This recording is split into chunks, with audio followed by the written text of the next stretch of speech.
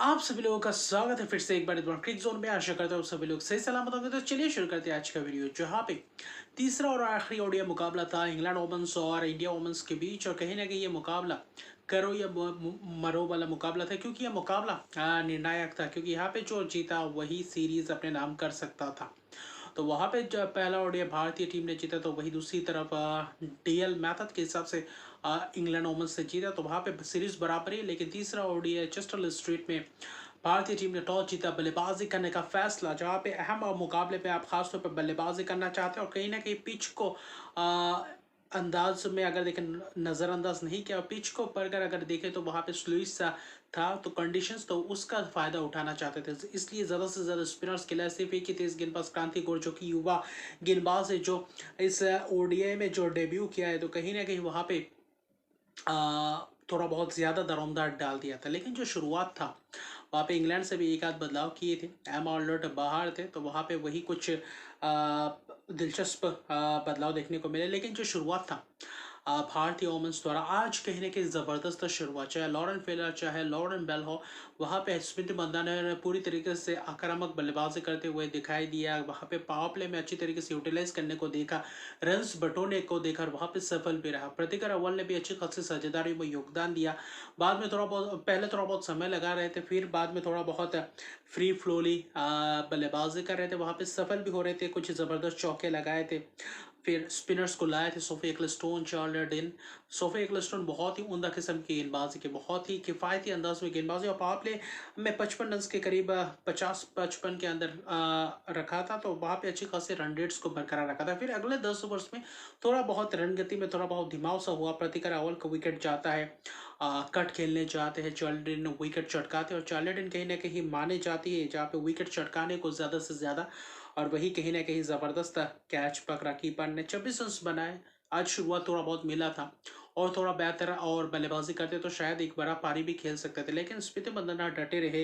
हरलिन देओल के साथ फिर से एक और साझेदारी निभाने की कोशिश की, क्योंकि ओपनिंग बल्लेबाज देखे तो दोनों के बीच 64 रन की पार्टनरशिप। फिर स्मिथ मंदाना का भी विकेट जाता है, सोफी एक्लस्टोन चटकाते, हल्का सा उतना शॉट भी नहीं, और शॉट मिड ऑन के हाथों कैच दे बैठते हैं, पुल मारने जाते हैं, और अमूमन ये 10 में से 9 बार ये चौके के लिए जाते हैं। और वही आज हुआ, जो आज ऐसा लग रहा था कि क्योंकि सेटल हो चुके थे, रन्स बटोरना चाहिए था।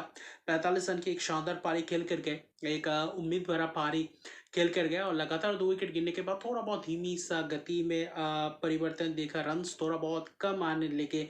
अगले 10 ओवर्स तक देखे तो हार्लिन देओल, हरमनप्रीत कौर थोड़ा बहुत पहले 8-10 गेंदों में थोड़ा बहुत समय लगा रहे थे, फिर कहीं ना कहीं कवर ड्राइव्स लगाया। हार्लिन देओल भी वहाँ पे थोड़ा बहुत धीमी गति से शुरुआत किया था, फिर कहीं ना कहीं जब लय प्राप्त किया, वहाँ से कहीं ना कहीं रन्स बटोरते हुए दिखाया। या बीच में कुछ एक आध ओवर्स बीच के ओवर्स में 23 गेंदबाजों को लाए थे, लेकिन स्पिनर्स ने पूरी तरीके से इस बखूबी पारी को संभालने की कोशिश की थी, जहाँ पे सोफी एक्लस्टोन जबरदस्त गेंदबाजी की।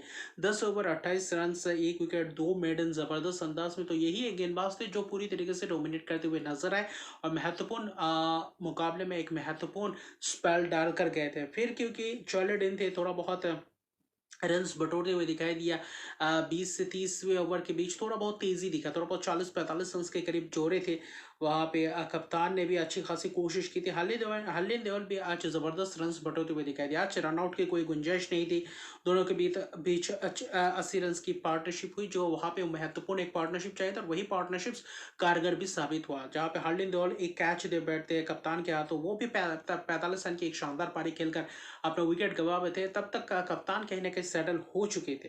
फिर जमामा रॉड्रिक्स आते हैं अपना 50वां ओडीआई मुकाबले खेलने, और कहा वहाँ पे थोड़ा बहुत अच्छी खासी शुरुआत करते हैं। फिर 40वें ओवर तक अच्छी तरीके से ठीक ठाक लेकर जाते हैं। वहाँ पे कोशिश पूरी तरीके से करते हैं कि वहाँ पे थोड़ा बहुत रन गति को धीमा ना करें, और रन गति को अच्छी खासी बरकरार रखने की वजह, यानी कि 5-6 रन के ओवर्स के हिसाब से आते गए। जब जमामा रॉड्रिक्स आया, तो कहीं ना कहीं वहाँ पे तेजी भी दिखाई दे, वहाँ पे सिंगल्स डबल्स भी बेहतरीन अंदाज में दिखे, 3 रन भी भागे थे, तो वहाँ पे दिखाई दे। और 40वें ओवर तक 198 रन था। वहाँ पे ऐसा लग रहा था कि भारतीय टीम शायद 260-65 के अंदर ही रह पाएंगे और इस टारगेट को ले जा सकते हैं, लेकिन वो जब 41 ओवर आता है, 4 दिन गेंदबाजी करते हैं, और वहाँ पे जो करारा प्रहार करते हैं, जो जमाल रोड्रिक्स लगातार 3 चौके और वहां से कहीं ना कहीं मोमेंटम शिफ्ट होता है भारतीय बल्लेबाजों की तरफ और वहां से जमाल रोड्रिक्स और कहीं ना कहीं कप्तान हरमनप्रीत कौर पीछे मुड़कर देखते नहीं। इस सीजन खासतौर पे T20 सीरीज की बात करें या ओडीआई सीरीज की बात करें, हरमनप्रीत कौर बहुत ही साधारण सा ये सीरीज गया, ये साल भी उतना खास गया नहीं, लेकिन आज जब चाहिए था और बतौर कप्तान जो आज पारी चाहिए तो वो पारी आज खेल के दिखाया, क्योंकि आज हार्दिक देवल वहां पे स्मृति मंदाना ने शुरुआत बखूबी अंदाज में किया था, पार्टनरशिप्स भी बखूबी अंदाज में निभाया था, लेकिन जमामा रॉड्रिक्स और जो हरमनप्रीत कौर ने जो 110 रन के करीब वो पार्टनरशिप और वो पार्टनरशिप्स पूरी तरीके से मैच का रुख पलट दिया। वहाँ पे लिंस स्मिथ भी थे, वहाँ पे लॉरेन फिलन ने भी गेंदबाजी की, 15 रन, 16 रन का ओवर, 17 रन का ओवर, और वहाँ पे जो 40 पे 198, वहाँ पे 45 ओवर आते आते कहीं ना कहीं 250 रन के करीब पहुंच चुके थे। और उसी की चीज फिर से एक ओवर कहीं ना कहीं 2-3 रन का ओवर आया था, लॉरेन फिलन ने वहाँ पे थोड़ा बहुत शॉर्ट ऑफ लेग डिलीवरी की, वहाँ पे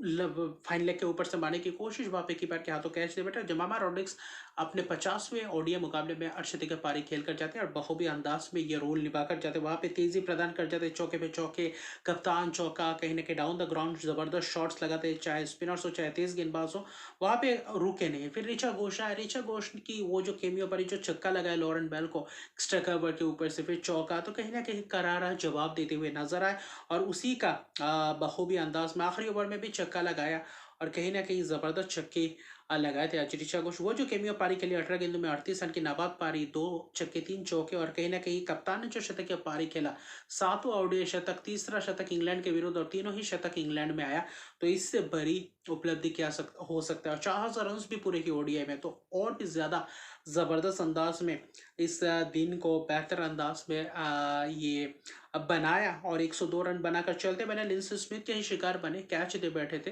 बेहतरीन कैच पकड़ा था लसीब ब्रांड ने कवर्स में, लेकिन शानदार शतकीय पारी कप्तान द्वारा, कप्तान ने ही कहीं ना कहीं पारी को संभाल कर रखा और ऋचा घोष के साथ कहीं ना कहीं तेजी से रन बटोरते हुए दिखाई दिया आखिरी 2-3 ओवर। और ऋचा घोष ने जो छक्के लगा, जो 18 गेंदों में 38 रन बनाए, वो कहीं ना कहीं फर्क डाल दिया मैच में। 318 रन बनाए आखिरी 10 ओवर में, कहीं ना कहीं देखिए 120 रन बने, जो कि उम्मीद उतना नहीं था, लेकिन वही जो 41 से 45 ओवर के बीच जो रणगति में पूरी तरीके से बढ़ावट दिया, वो जो तेजी दिखाई दे, उसी ने कहीं ना कहीं भारतीय टीम को पूरी तरीके से मजबूत परिस्थिति में लाया। 300 प्लस रन बनाए, 318 रन, 5 विकेट के नुकसान, गेंदबाज बाकी गेंदबाज पूरी तरीके से महंगे रहे, एक एक विकेट भले चटकाए, सोफी क्लिस्टोन को छोड़ के बाकी कोई गेंदबाज उतना खास नहीं, साधारण सा दिखे। लेकिन खास तौर पे जो चेज था, 319 रन का चेज, और कहीं ना कहीं आपको ये चेज करने के लिए वुमेन्स ओडीआई क्रिकेट हिस्ट्री का रिकॉर्ड चेज करना पड़ता, उससे पहले ऐसे 319 रन चेज हुए नहीं थे। वहां पे एमी जोन्स, टेमी बिमॉन्ड, क्रांति गौर आते अपने पहले ही 2 ओवर में जो 2 विकेट चटकाते हैं। टेमी बिमॉन्ड अंदर आते हुए गेंद इन स्विंग, शुरुआती क्षण में स्विंग देखने को मिला, क्रांति गौर आते ही अंदर आते हुए गेंद लाइन को मिस और जबरदस्त अंदाज में, खूबसूरत अंदाज में वो बोल्ड किया। फिर एमी जोन्स थोड़ा बहुत आउट स्विंग, बाहर वाले गेंद शॉट मारते हुए, और कहीं ना कहीं जो शॉर्ट टर्नमेंट का खिलाड़ी था, खासतौर पे देखे तो दीप्ति शर्मा, एक हाथ से जो छलांग लगाया, उस जबरदस्त कैच, मैं कहूँगा आउटस्टैंडिंग वो कैच, 8 रन पे 2 विकेट। वहाँ पे पावर प्ले में जो स्पिनर्स ने गेंदबाजी की, स्नेह राणा लगातार 2 ओवर्स में मेडन्स डाले, फिर कहीं ना कहीं क्रांति गौर पहले 5 ओवर्स किए, फिर कहीं ना कहीं दीप्ति शर्मा ने भी गेंदबाजी की, कुछ थोड़े बहुत रन किए, एक आध चौके आए पावर प्ले में। 10 ओवर में सिर्फ 22 रन बना, जहाँ पे अमल लैम्ब और कहीं ना कहीं कप्तान नताले से जबरदस्त फील्डिंग्स का मुजाहरा दिखा पावर प्ले में। और जो 10 ओवर में 22 रन पे 2 विकेट थे, ऐसा लग रहा था कि पूरी तरीके से बैकफुट में धकेल दिया इंग्लैंड के बल्लेबाजी क्रम को, यहाँ से वापसी करना मुश्किल हो सकता है। लेकिन अगले जो 10-15-20 ओवर्स का वो जो फेज था, वहां पे कहीं ना कहीं डोमिनेट किया दोनों बल्लेबाजों ने, और वहां पे आसानी से रन बटोरते हुए दिखे, थोड़ा बहुत चहलकदमी करते हुए दिखाई दिए, थोड़ा बहुत सिंगल्स को डबल्स में कन्वर्ट करते हुए दिखाई दिया। वहां पे चौके बीच बीच में लगा रहे थे, हर एक आध ओवर्स में चौके बिल्कुल लगा रहे थे, और वहां पे जरूरत भी था। वही कप्तान और एमएलएम की शानदार पार्टनरशिप, स्पिनर श्री चरणी भी थे, वहां पे स्नेह राणा भी थे, वहां पे दूसरी तरफ राधा यादव भी थे। राधा यादव की फील्डिंग जबरदस्त थी, कुछ थोड़ा बहुत अच्छा खासा स्पेल भी किया था, लेकिन रन्स भी गए हुए थे। दीप्ति शर्मा ने भी गेंदबाजी की थी, तो वहां पे कहीं ना कहीं रन्स 6-7-8 रन का ओवर्स चलता जा रहा था, और लगातार स्पिनर्स, क्योंकि तेज गेंदबाजों का इंट्रोडक्शन करवाया नहीं था। लेकिन तीसरे ओवर्स के बाद एक अच्छी खासी पोजीशंस पे आ जाते और दोनों के बीच 162 रन की शानदार पार्टनरशिप्स होता है, एमएलएम ने भी 68 की पारी खेली, 68 रन की एक शानदार पारी, और कहीं ना कहीं स्वीप मारते हुए शीचर रन आते 30वें ओवर के बाद, और वहां पे जो एक थोड़ा बहुत सीधा रहता है, थोड़ा बहुत बाउंस मिलता है, और क्या खूबसूरत अंदाज में वो बोल्ड करते हैं। और वहीं पे क्योंकि रिवर्स स्वीप भी लगा रहे थे, स्वीप ज्यादा से ज्यादा स्वीप्स में रन्स बटोर रहे थे, डबल्स सिंगल्स बेहतरीन अंदाज में, और 68 रन की एक शानदार पारी खेलकर चलते बनते। और वहीं पे वो जो 2-3 ओवर के अंदर जो विकेट से फिर कप्तान को चलता है कि दीप्ति शर्मा वहां पे चौके लगाए हुए थे स्वीप्स में, फिर एक और स्वीप खेलने गए थोड़ा बहुत और डाउन द लेग जाता हुआ, हल्का सा ग्लव्स में लगा, और वहां पे थोड़ा बहुत टॉप एज, और कहीं ना कहीं वहां पे जबरदस्त कैच, ऋचा घोष आउट नहीं दिए थे, रिव्यू था, रिव्यू लिया, वहां पे आउट पा गए, शतक या पारी से चूक गए क्योंकि भारतीय टीम के खिलाफ अभी तक शतक नहीं लगाया था। कप्तान ने बखूबी अंदाज में तेजी से रन बटोर रहे थे, एमएलएम के साथ मिलकर साझेदारी भी निभा रहे थे, और कहीं ना कहीं करीब पहुंचने की कोशिश में थे आखिर में। उस बीच उस दौरान 10वें ओवर से लेकर 30वें ओवर तक बेहतर बल्लेबाजी और अच्छी खासी स्ट्राइक को रोटेट किया। 98 रन की एक शानदार पारी, एक ब्रिलियंट मैं कहूँगा इनिंग्स खेला, जहाँ से 22 पे 2 था 10वें ओवर के बाद, और वहाँ से कहीं ना कहीं अच्छी खासी करीब पहुंचे। फिर सोफिया डंगली आया, फिर डेविडसन रिचर्ड्स, सोफिया डंगली भी कोशिश कर रहे थे एक अच्छी खासी पारी खेलने के, वहाँ पे तेजी से सिंगल्स डबल्स भाग रहे थे, वहाँ पे भी रन्स रुकने का नाम बिल्कुल नहीं रह रहा था। लेकिन फिर कहीं ना कहीं वहाँ पे रन्स थोड़ा बहुत प्रेशर बनता गया, रन्स भी बहुत चाहिए था, मारने भी थे। दीप्ति शर्मा आए कहीं ना कहीं, सोफिया डंगली, और वहां पे रन आउट का शिकार हो गए, थोड़ा बहुत मिसकम्युनिकेशन, और वहां फिर एक मौका मिला। रिच 34 रन बनाकर चलते बने। चार्ली ने थोड़ा बहुत तेजी से रन्स बटोरने को देखा, कुछ चौके लगाए, कुछ सिंगल्स को डबल्स में कन्वर्ट किया। फिर कहीं ना कहीं क्रांति गौर आए, क्रांति गौर ने आकर फिर से वही वो जो आखिरी 3 ओवर था उसमें पूरी तरीके से डोमिनेट किया। बीच में एक थोड़ा बहुत रन्स गए, लेकिन आखिरी 5 ओवर में वही वापसी किया, छक्के चौके बिल्कुल खाए, ऐसा नहीं कि नहीं खाए, वहाँ पे डेविडसन ने लगाया, लेकिन वहाँ पे ज़बरदस्त अंदाज में लॉन्ग ऑन में ज़बरदस्त कैच जमामा रॉड्रिक्स का, फिर स्पिनर श्रीचरणी भी विकेट चटकाते हुए नजर आए। तो वहाँ पे बखूबी अंदाज में एक गुच्छों में विकेट चटकाया क्रांति गौर, राधा यादव के ज़बरदस्त कैच मिड विकेट में, और कहीं ना कहीं रिचर्ड्स का विकेट 44 रन 34 गेंदों में, और चार्लेट ने वो जो थोड़ा बहुत पारी बुनाया था, वही जो पार्टनरशिप्स की उम्मीद लग रही थी कि वहाँ पे थोड़ा बहुत तेजी से रन बटोर सकते थे, वही 30-30 रन की पार्टनरशिप्स, लेकिन कहीं ना कहीं वहां पे नकार दिया। और क्रांति गौर इकलौते जो तेज गेंदबाज थे उसने आज पूरी तरीके से पंजा खोल दिया, और पहला मेडन ओडीआई 5 वो भी अहम वक्त पे आकर के जबरदस्त लगातार 2 विकेट चटकाए। एक बार आखिरी ओवर में हैट्रिक का मौका था, वहां पे ले नहीं पाए, लेकिन 6 विकेट चटका गए।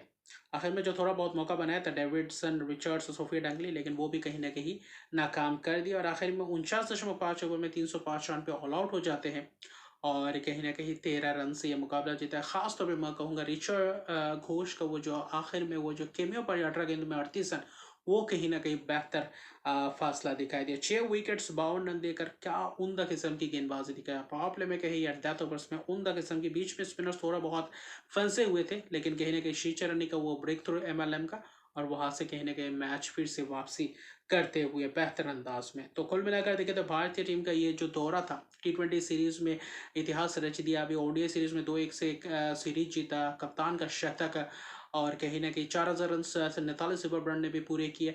तो पूरी तरीके से गेंदबाजों ने भी अच्छी खासी टक्कर दी। क्रांति गौर का मेडन ओडीआई 5 भी दिखा, तो लाजवाब फिनिश जबरदस्त अंदाज में। इस सीरीज का अगस्त T20 सीरीज में हुआ था, स्मृति मंदाना कप्तान थे, वहां पे शतक के पारी से शुरुआत किया था, और आखिरी इस सीरीज का आखिरी मुकाबला तीसरा ओडीआई हरमनप्रीत कौर कप्तान, और कप्तान ने भी शतकीय पारी लगाकर मैच भी जिताया, सीरीज भी अपने नाम किया।